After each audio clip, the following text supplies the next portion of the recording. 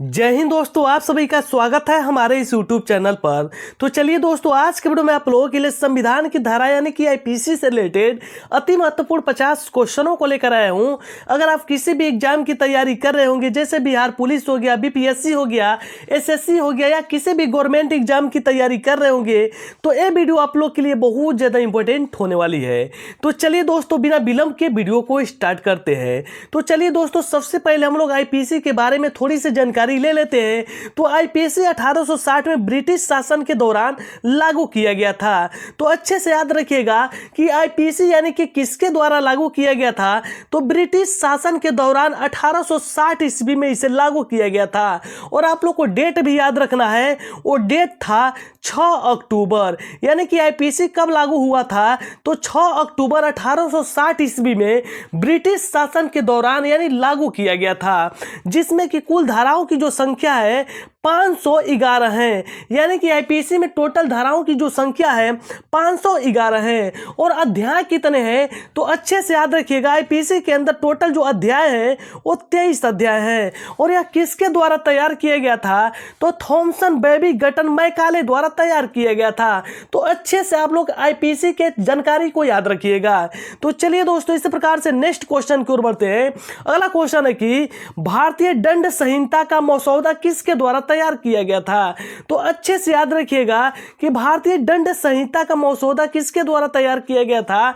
तो Lord Macaulay के द्वारा तैयार किया गया था। उस सन कौन सा था? तो यानी कि 6 अक्टूबर यानी कि ये 1860 ईस्वी में इसे लागू किया गया था, लॉर्ड यानी कि मैकाले द्वारा। तो चलिए दोस्तों, नेक्स्ट क्वेश्चन की ओर बढ़ते हैं। अगला जो हम लोग का क्वेश्चन है कि आईपीसी की कौन सी धारा हत्या को परिभाषित करती है? तो आईपीसी की कौन सी धारा है जो हत्या को परिभाषित करती है? यानी कि हम लोग ये भी कह सकते हैं कि आईपीसी की कौन सी धारा में यानी कि हत्या का निवारण छिपा हुआ है। तो अच्छे से याद रखिएगा, भारतीय यानी कि दंड संहिता, जिसे हम लोग आईपीसी के नाम से जानते हैं, धारा 300 के तहत यानी कि यह शामिल है हत्याकांड के लिए। जबकि यानी कि सजा का प्रावधान जो है यानी कि 302 में दिया गया है। अगर हत्या अगर कोई भी करता है तो उस पर जो सजा का प्रावधान किया जाता है यानी कि 302 धारा 302 के तहत उसे सजा दी जाती है। अच्छे से याद रखिएगा। तो चलिए दोस्तों, इस प्रकार से नेक्स्ट क्वेश्चन की ओर बढ़ते हैं। अगला क्वेश्चन है कि आपराधिक यानी कि मानव वध से संबंधित धारा कौन सी है? तो आपराधिक मानव वध से संबंधित जो धाराएं हैं आईपीसी यानी कि 299 है। अच्छे से याद रखिएगा कि आईपीसी 299 है। और यानी कि ये भी आप लोग को याद रखना होगा कि इसका जो प्रावधान किया गया है 304 के तहत यानी कि 304 के तहत यानी कि 10 साल की जेल हो सकती है या तो आजीवन कारावास हो सकता है। तो सजा जो दिया जाता है यानी कि 304 के तहत। और यह धारा किस में शामिल है? तो 299 के तहत यानी कि आपराधिक मानव वध। अगर मानव का अगर वध कर रहे हैं, मार रहे हैं, उसे जान से अगर मार दे रहे हैं, तो यानी कि 299 के तहत वो धारा शामिल है आईपीसी के अंतर्गत। और कौन सी सजा दी जाती है धारा के अनुसार? तो 304 के अनुसार या तो उसे 10 साल की आजीवन कारावास हो सकते हैं या तो जीवन भर के लिए उसे जेल दिया जा सकता है। तो चलिए दोस्तों, इस प्रकार से नेक्स्ट क्वेश्चन की ओर बढ़ते हैं। अगला क्वेश्चन है कि दहेज मृत्यु के लिए कौन सी धारा यानी कि 1986 में जोड़ी गई? तो अच्छे से याद रखिएगा कि दहेज मृत्यु के लिए यानी कि 1986 में जो धाराएं जोड़ी गई थी वो 304B जोड़ी गई थी। अच्छे से याद रखिएगा। इसका कहने का मतलब ये भी है, तो आप लोग को डेट भी याद रखना है। वो डेट था 19 नवंबर यानी कि 19 नवंबर यानी कि 1986 ईस्वी में इस यानी कि 304B धारा को जोड़ा गया था। इसका मतलब यह है कि यदि किसी महिला का मृत्यु विवाह के 7 वर्षों के भीतर हो जाता है तो इससे पता क्या चलेगा कि उसे दहेज के लिए प्रताड़ित किया गया है। देखिए, यही धारा के मतलब इस धारा के अंतर्गत यही चीज बताया गया है कि अगर किसी भी महिला की अगर शादी हो रही है, अगर 7 साल के अंतर्गत अगर उसकी मृत्यु हो जाती है, अगर मान लीजिए अगर कोई अगर बीमारी उमारी का अगर हटा दिया जाए, अचानक से अगर मृत्यु हो जाती है, तो वहां पर उसका देखिए प्रावधान एक लगाया जाता है कि उसके लिए दहेज के लिए प्रताड़ित किया गया, इसीलिए वो महिला आत्महत्या कर ली। वाली, तो जो धारा जोड़ी गई थी 304 धारा जोड़ी गई थी, अच्छे से याद रखिएगा, जिसके लिए 7 साल की सजा हो सकती है। इसके लिए प्रावधान यही है कि इसमें अगर दोषी अगर पाए गए जो लोग, उनको 7 सालों के लिए सजा का प्रावधान किया गया है। तो चलिए दोस्तों, इस प्रकार से नेक्स्ट क्वेश्चन की ओर बढ़ते हैं। अगला क्वेश्चन है कि आत्महत्या के लिए उकसाने के लिए संबंधित जो धाराएं हैं कौन सी है। तो अच्छे से याद रखिएगा, आईपीसी यानी कि 306 धारा है। अगर कोई भी व्यक्ति है उससे आप आत्महत्या करने पर मजबूर कर रहे हैं, तो जो धाराएं कहां पर मिलती हैं, तो आईपीसी के 306 के अंतर्गत ये धारा शामिल है। तो चलिए दोस्तों, इस प्रकार से नेक्स्ट क्वेश्चन की ओर बढ़ते हैं। अगला क्वेश्चन है कि स्वेच्छा से गर्भपात कराने से संबंधित धाराएं कौन सी है। तो अगर स्वेच्छा से गर्भपात कराए जा रहे हैं तो कौन सी आईपीसी की धाराएं हैं, तो अच्छे से याद रखिएगा, वो धारा यानी कि आईपीसी के 312 हैं। अगर इसमें अगर कोई भी व्यक्ति दोषी पाया जा रहा है, कोई भी महिला दोषी पाई जा रही है, तो उसके लिए 7 वर्षों की सजा हो सकती है। अच्छे से याद रखिएगा कि स्वेच्छा से अगर गर्भपात कराया जा रहा है तो आईपीसी की 312 धाराएं उस पर लग सकती है, जिसमें कि 7 साल के लिए उसे जेल हो सकता है। तो चलिए दोस्तों, इस प्रकार से नेक्स्ट क्वेश्चन की ओर बढ़ते हैं। अगला क्वेश्चन है कि राजद्रोह की धारा 124 ए आईपीसी में कब जोड़ी गई थी। तो अच्छे से याद रखिएगा, 1870 में जोड़ी गई थी यह धारा, यानी कि आईपीसी यानी कि आईपीसी 124 ए की जो धारा जोड़ी गई थी 1870 ईस्वी में जोड़ी गई थी। तो चलिए दोस्तों, इस प्रकार से नेक्स्ट क्वेश्चन की ओर बढ़ते हैं। अगला क्वेश्चन है कि यानी कि आपराधिक साजिश को किस धारा में बताया गया है। तो आपराधिक अगर साजिश को यानी कि किस धारा में बताया गया है, तो यानी कि भारतीय दंड संहिता, जिसे हम लोग आईपीसी के नाम से जानते हैं, जिसका शॉर्ट फॉर्म ही होता है आईपीसी, यानी कि धारा 120 ए के अंतर्गत इसे बताया गया है। तो चलिए दोस्तों, इस प्रकार से नेक्स्ट क्वेश्चन की ओर बढ़ते हैं। अगला क्वेश्चन है कि चोरी करना किस धारा में बताया गया है। तो चोरी करना जो धारा में बताया गया है, किस धारा में बताया गया है, तो आईपीसी के 378वें धारा में बताया गया है। और इसके लिए जो अपराध है, इसमें अगर अपराधी जो भी व्यक्ति पाए जाते हैं, उसके लिए यानी कि जो प्रावधान किया गया है 300 यानी कि 379 के तहत उसे, यानी कि 379 के तहत उसे 3 वर्षों की सजा हो सकती है। आप लोग अच्छे से याद रखिएगा। और उसका प्रावधान अगर किस धारा में शामिल है, तो आईपीसी के 379 में है। और चोरी करना किस धारा में बताया गया है, तो धारा 378 में बताया गया। अच्छे से याद रखिएगा। तो चलिए दोस्तों, इस प्रकार से नेक्स्ट क्वेश्चन की ओर बढ़ते हैं। अगला क्वेश्चन है कि सामूहिक डकैती करना किस धारा में बताया गया है। अगर समूह में आप लोग डकैती कर रहे हैं, अगर कोई भी व्यक्ति है जो समूह में लूटपाट कर रहा है, उसे डकैती ही बोला जाता है। तो किस धारा में बताया गया है, तो आईपीसी के 395वें धारा में शामिल है।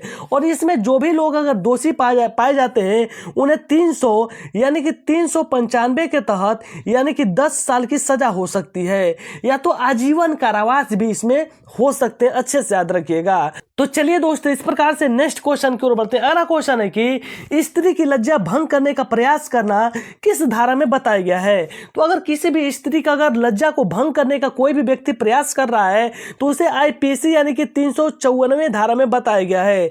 इसके लिए जो सजा हो सकती है, यानी कि 1 से 5 वर्षों की सजा भी हो सकती है, और जुर्माना का भी भुगतान करना पड़ेगा। अच्छे से याद रखिएगा। तो चलिए दोस्तों, नेक्स्ट क्वेश्चन की ओर बढ़ते हैं। अगला क्वेश्चन है कि यौन उत्पीड़न करना किस धारा में बताया गया है। तो अगर यौन यानी कि उत्पीड़न कर रहा है, जिसे लिविंग रिलेशन के भी नाम से हम लोग जानते हैं, अगर कोई भी व्यक्ति है जो लिविंग रिलेशन में रहता है और लिविंग रिलेशन रहने के बाद उसे छोड़ देता है, तो उस पर यौन उत्पीड़न का केस लगता है। और वो कौन से आईपीसी के धारा में शामिल है, तो आईपीसी के धारा 354 ए में बताया गया है। और कपड़े उतारने के लिए बल प्रयोग करना यह किस धारा में शामिल है, तो 300 यानी कि 54 बी में शामिल है। अगर किसी भी महिला का कपड़ा उतारने का प्रयास किया जा रहा है, वो भी बल यानी कि उसके मर्जी के हिसाब से नहीं, बल अपना लगा करके, तो वहां पर आईपीसी यानी कि 354 बी की धारा है उस पर लग सकती है। अच्छे से याद रखिएगा। तो चलिए दोस्तों, नेक्स्ट क्वेश्चन की ओर बढ़ते हैं। अगला क्वेश्चन है कि ताक झांक करना किस धारा में बताया गया है। अगर कोई भी व्यक्ति है किसी के घर में ताका झांकी कर रहा है, या किसी भी जगह पर वो ताकी झांकी का यानी कि शिकार हो रहा है, तो उसे आईपीसी यानी कि 354C के तहत यानी कि दंड दिया जा सकता है। अच्छे से याद रखिएगा। और मैंने आप लोग को एक चीज बताना भूल गया कि जो व्यक्ति यानी कि यौन उत्पीड़न का जो शिकार होते हैं, जिन पर कि यौन उत्पीड़न का केस लगता है, उन पर यानी कि उन पर पास्को अधिनियम धारा यानी कि 7-8 के तहत यानी कि उन्हें सजा दी जाती है, यानी कि पास्को केस उन पर लग सकता है। अच्छे से याद रखिएगा। और यहाँ पर देखिए अगला है, मैंने आप लोग को बताया कि ताक झांकी करना किस धारा में शामिल किया गया है, तो 354C में इसे शामिल किया गया आईपीसी के। और पीछा करना, अगर किसी भी महिला का पीछा अगर आप कर रहे हैं तो वहाँ पर आईपीसी यानी कि 354D में यह बताया गया शामिल है। अच्छे से सभी क्वेश्चनों को याद रखना है, यहाँ से आप लोग के एग्जाम में 2 से 3 नंबर क्वेश्चन 100% आने वाला है। तो चलिए दोस्तों, इस प्रकार से नेक्स्ट क्वेश्चन की ओर बढ़ते हैं। अगला क्वेश्चन है कि संपत्ति से संबंधित सभी धाराओं को मैं बताने वाला हूं। जितने भी संपत्ति से संबंधित जो भी धाराएं लगती है, उन सभी धाराओं के बारे में इसमें हम लोग बात करने वाले हैं। तो देखिए, अगर चोरी में अगर कोई भी व्यक्ति पकड़ा जा रहा है तो उसके लिए कौन सी धाराएं शामिल है, तो 378 धारा में आईपीसी के 378 धारा में यह बताया गया है। और उसके लिए दंड किस धारा में बताया गया है, तो 300 यानी कि 79वें धारा में उसे बताया गया है, जिसके लिए 10 साल की सजा हो सकती है। अच्छे से आप लोग को याद रखना है। अगर कोई भी व्यक्ति डकैती कर रहा है तो आईपीसी की कौन सी धारा में शामिल है, तो आईपीसी के 392 धारा में यह चीज बताया गया है। अच्छे से याद रखिएगा। तो आईपीसी के 392 धारा के अनुसार उसे यानी कि 14 वर्षों की सजा हो सकती है। और यह सजा किसके अनुसार शामिल है, तो आईपीसी के मैं बता देना चाहता हूं, तो आईपीसी के 393 के अनुसार उसे यानी कि 14 वर्षों की सजा हो सकती है, कोई भी व्यक्ति अगर डकैती में पकड़ा गया था तो चलिए दोस्तों, अगला क्वेश्चन है कि सामूहिक अगर कोई भी व्यक्ति डकैती कर रहा है, यानी कि सामूहिक रूप में, यानी कि सामूहिक का मतलब होता है कि यानी कि गिरोह के रूप में अगर कोई डकैती करने का कोशिश कर रहा है तो उस पर जो धारा लगती है 395 धारा लगती है। और अगला जो है कि संपत्ति यानी कि बेईमानी का जो गमन कर रहा है, अगर मान लीजिए कि कोई अगर संपत्ति आपके पास है, अगर मान लीजिए कि अगर 2 भाई हैं, 3 भाई हैं, अगर एक भाई है कि उस संपत्ति को खा गया, चाहे कोई भी व्यक्ति है संपत्ति आप लोग का लूट के ले गया, अगर अपने नामे कर लिया, तो वो आईपीसी के धारा 403 में बताया गया है। तो चलिए अगला जो क्वेश्चन है कि आपराधिक विश्वासघात, यानी कि आपराधिक रूप से अगर विश्वासघात अगर कर रहे हैं तो आईपीसी के 400 यानी कि 6 धारा में शामिल है। और अगला है धोखाधड़ी के लिए जो यानी कि धारा लगता है, वो आईपीसी का 420 धारा लगता है। अगर कोई भी व्यक्ति धोखाधड़ी में अगर पकड़ा गया तो उस पर आईपीसी के 420 धारा लगता है। और कोई भी व्यक्ति चोरी यानी कि चकारी में अगर पकड़ा जाता है तो उसके लिए यानी कि 411 की धारा लगती है। तो सभी क्वेश्चनों को आप लोग अच्छे से याद रखिएगा। अगर किसी भी क्वेश्चन में आप लोग को डाउट्स है तो आप लोग कमेंट सेक्शन में हमें जरूर बताइएगा। तो चलिए प्यारे दोस्तों, मिलते हैं किसी एक नेक्स्ट वीडियो के साथ। तब तक के लिए जय हिंद, जय भारत, वंदे मातरम। और इस वीडियो को अपने दोस्तों के पास ज्यादा से ज्यादा शेयर करके इस वीडियो को ब्लास्ट जरूर कीजिएगा।